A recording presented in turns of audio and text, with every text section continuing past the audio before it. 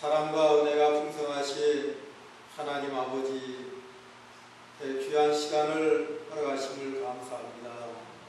하나님께서 어린 영혼들을 말씀으로 길러서 경건한 하나님의 사람으로 만들라고 저를 인도하심을 감사합니다.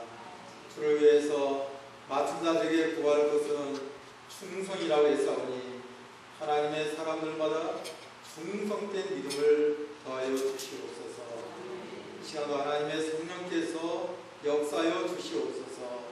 예수님의 이름으로 기도하옵나이다.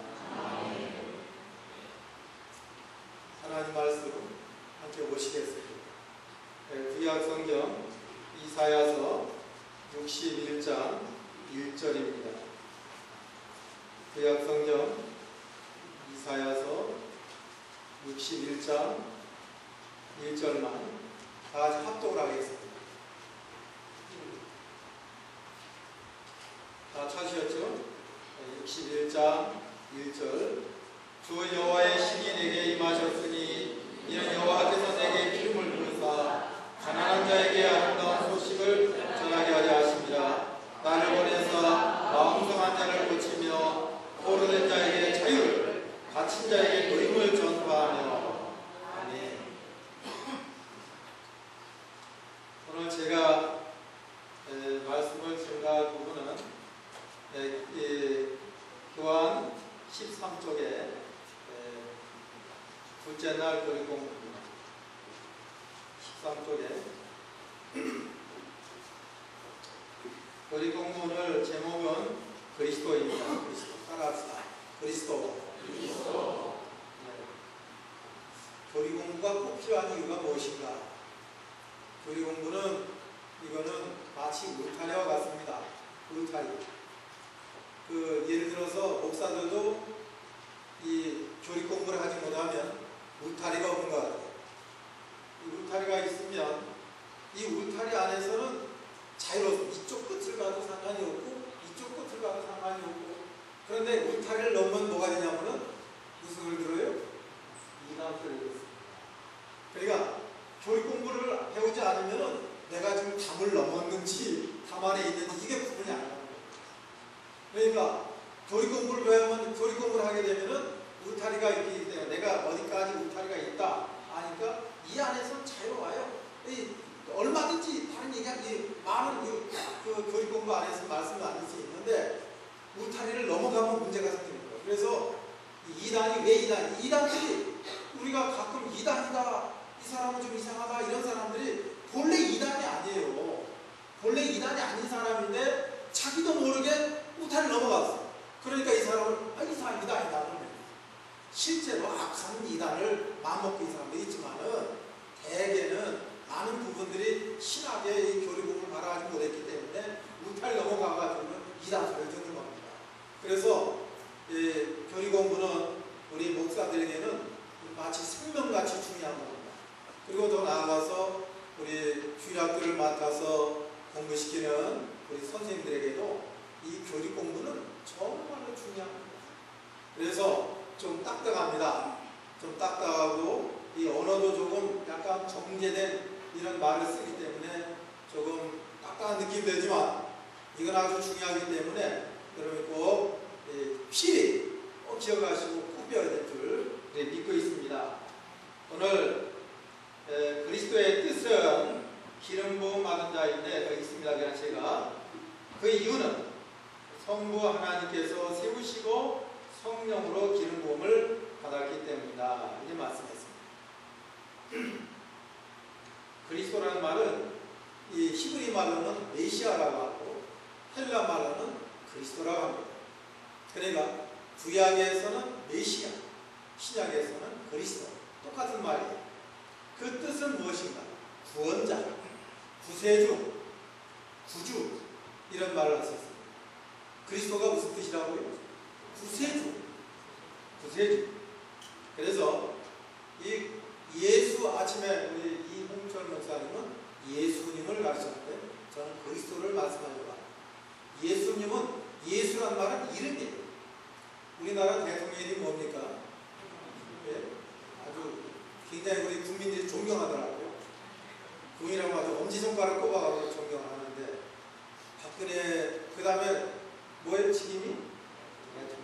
그러니까 예수라는 이름은 박근혜라는 이름이고, 그리스도라는 말은 대통령과 같은 그런 직임을 가르칩니다.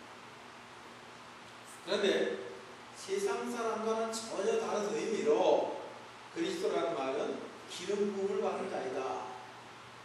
이 기름, 하나님의 구세주로서, 이 구세주로서 기름 부음을 받았는데, 구약 시대에는 세 직분을 기름 부어서 세웠습니다.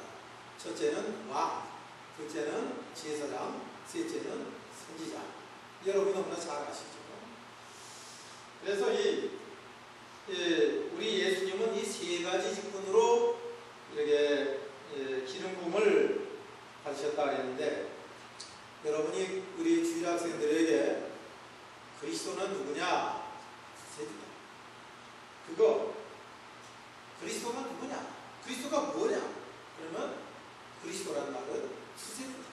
그냥 이번에 많은 말씀도 필요하지만은 그리스도가 뭔 뜻이냐? 구세주다. 이거 하나만 머릿속에 각인시켜줘도 이번 여름성학교에 교리 공부는 끝나. 이 구세주다. 그런데 왜 그리스도라는 말을 굳이 여기서 말씀하고 있는가? 그거는 우리 주님이 기름 부음 받았다. 왕과 지혜사장과 선자로 기름 부음 받았다. 그럼 왜 주님이 이 세 가지로 이 왕, 선지자, 지혜사장, 왕으로 기름 부음을 받아야 되는가? 그거는요, 선지자로서의 할 일과 왕으로서 할 일과 지혜사장의 할 일이 각각 다른데, 우리 주님은 그 세 가지를 다 이렇게 주님이 혼자서 감당을 했기 때문에 이 세 가지로 예수님이 기름 부음을 받았다는 겁니다. 선자는 어떠냐? 오늘 여기 보니까 한번 읽어봅시다. 선자로 오셔서 우리의 구속에 대한 하나님의 계획과 뜻을 완전하게 계시해 주셨다. 여기 여러분들 번호를 매기세요. 우리의 구속에 대한 하나님의 계획과 1번 뜻을 완전하게 계시해 주셨다. 2번 두 가지. 근데 우리나라 말들 가운데는 한자가 많아요. 구속이 뭡니까? 구속이 뭐예요?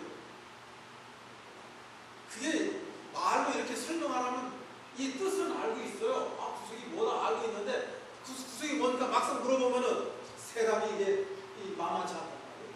그래서 제가 해석을 해야 돼요. 구는 건져낸다. 건져낸다. 속은 값을 줬다. 값을 치렀다. 그게 구속이 뭐예요? 값을 치르고 건져낸다. 구속이 뭐예요? 값을 치르고 건져낸다.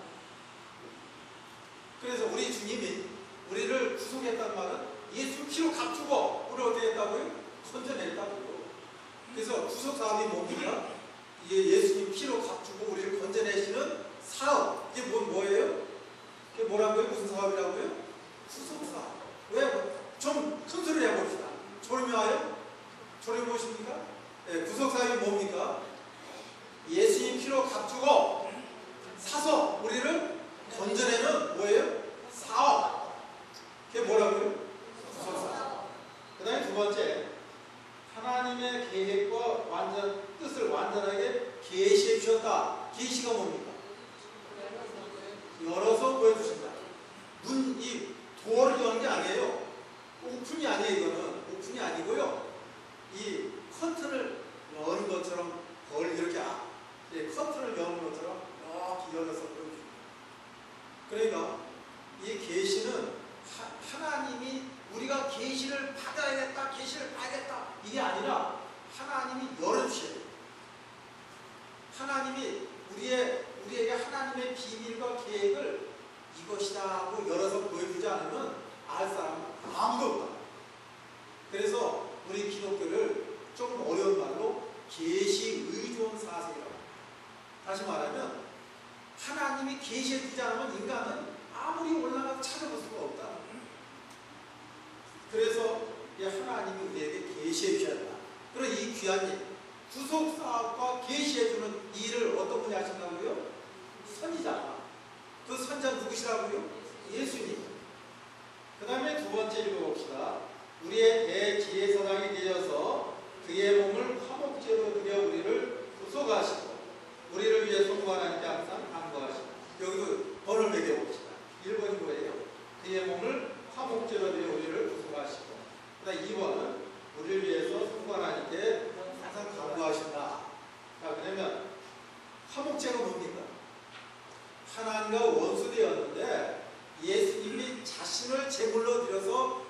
하나님과 우리를 뭘 하겠다고요? 화목시켜줬다. 이렇게 하나님이 원래 죄인, 하나님 죄를 미워하신다고요. 죄에 대해서 진노하신다고요. 죄진 사람 하나님 원수 여겨요. 그래서 하나님 우리를 볼 때 죄가 있을 때는 이렇게 오시는 거예요. 보시는데 그때 우리 주님께서 중간에서 하나님의 손을 잡고 또 우리 손을 잡고 이렇게 화목을 시켰어요. 그래서 우리 주님이 뭐가 되셨다고요? 화목제. 우리 주님이 아니면 하나님 우리 모습을 뭘로 봐요? 원수로 봐요. 그 다음에 우리를 위해서 성부 하나님께 항상 간구하시고, 간구가 뭡니까? 네? 간이 떨리게 구하는 거예요. 네? 간이 발발 떨리게 구하는 그게 간구예요. 그러니까 기도할 때 간구가 뭡니까? 기도할 때 간이 떨어지고 그냥 발발발 떨 때까지 기도하는 거예요.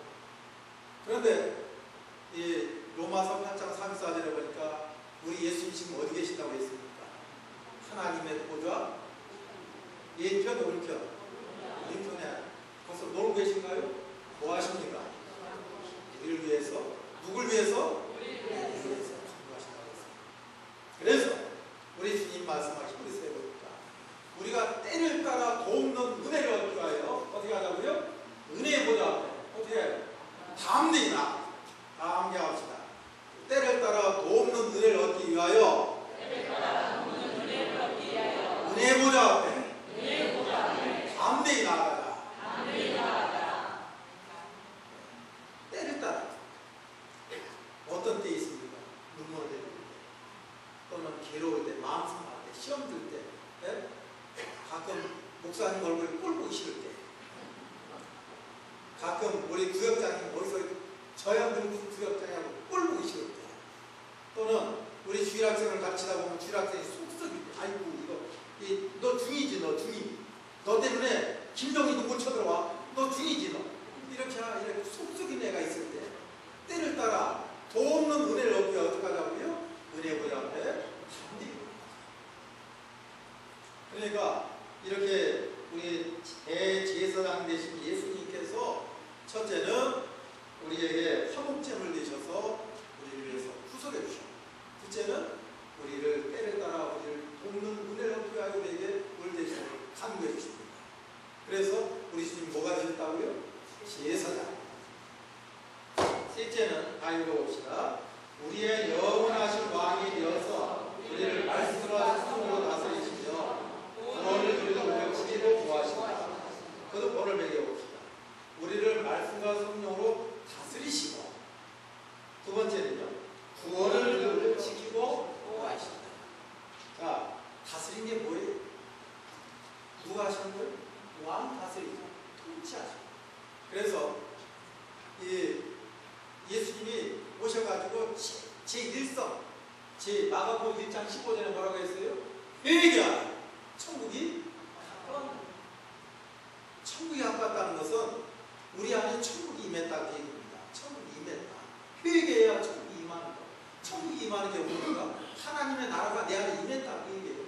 하나님 나라가 임했다는 뜻이 뭡니까? 하나님 나라를 통치한다는 뜻입니다.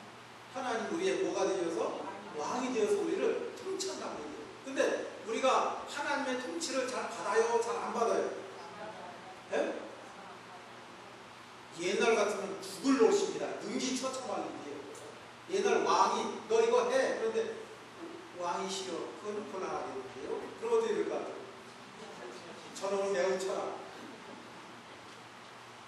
그래서 옛날 그래서 임금이 뭐라 그러면 어떻게 돼요? 성은이 망국하여. 그러면서 불순종이 없어요. 근데 오늘날 우리는 주님을 왕이나 왕이시여 만왕의 왕 만기의 주 그러면서도 순종해요 안 해요? 잘 안 해요. 그러니까 왕 대신 우리 주님이 대단히 속상합니다. 그래서 우리 안에 하나님의 나라가 이루어지기 위해서는 주님의 통치를 잘 받아야 된다. 잘 받지 않아도 된다.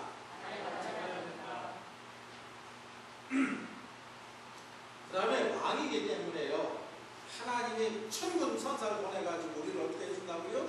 지키시고 보호해주시고. 시편 34편에 보니까 뭐라고 했습니까? 한번 읽어봅시다. 시편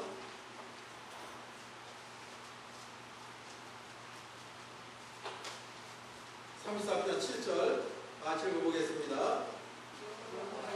사자가 주를 경외하는 자를 불러 진치고 저희를 건지신다.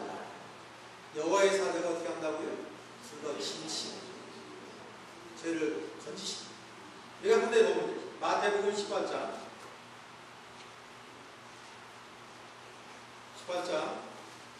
10절 같이 읽겠습니다. 삼가 이 소자 중에 하나도 없이 여기지 말라. 너희에게 말하노니 저희 천사들이 앞에서 하늘에 계신 내 아버지의 얼굴을 항상 보고. 이거 그냥 잊지 마시고 잘 생각하면 읽어야 됩니다. 소자, 여기 소자라는 말은 어린 아이들도 가르쳐요. 그런데 믿음 적은 사람들 알고도 가르칩니다. 이가 소자예요. 그런데 문제는 뭔가 하면 이 소자 중에 하나도 없이 여기지 말라. 왜냐하면 저희 천사들이, 소자의 천사들. 자, 쉽게 얘기해서 성도 한 사람에게 한 사람마다 천사가 다 있다. 얘기해요. 그렇게 얘기합시다. 그러면 그 천사가 하나님께 가서 뭐 얘기합니까? 이 사람이 기도했어. 이 사람 성경 봤어. 이 사람이 하나님 앞에 내 선한 일을 감당해서 하나님께 늘 보고하는 내일 올라가서 보고하는 거예요. 네? 매일 일지 쓰시는 거예요. 누가 일지 써요? 천사가.